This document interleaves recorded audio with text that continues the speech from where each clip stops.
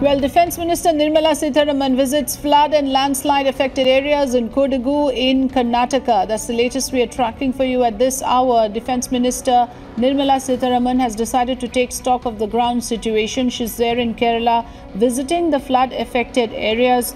Of course, the stage right now is of making an assessment of the extent of loss and damage. Union Minister Nirmala Sitharaman is right there on the ground now, taking stock of the situation, speaking to the local population and of course to the local administration about the efforts that are being made to rescue and provide relief. The focus now is on rehabilitation. The Union Defence Minister is right there in Kodagu at the moment. As you can see in those pictures, there's a huge security deployment around this particular high-profile visit in Kodagu. Kodagu being one of those areas which have been extremely badly impacted by the floods.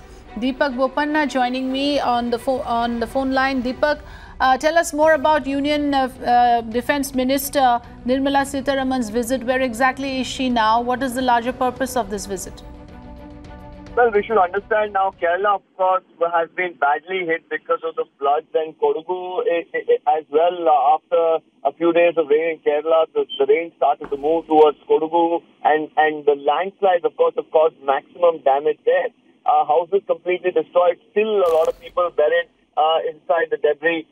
Now, of course, the Indian Air Force, even the NDRF along with the Army has been working relentlessly to rehabilitate people, and also fish out bodies.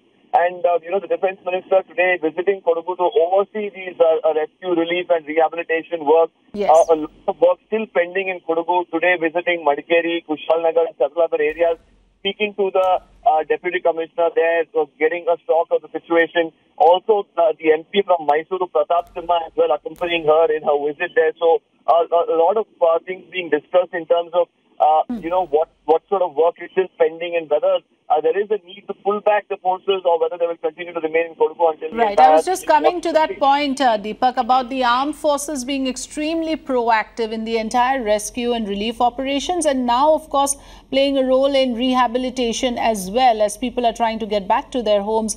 So, has there been any demands put forward by the state government in terms of more assistance required from the armed forces and the men in uniform?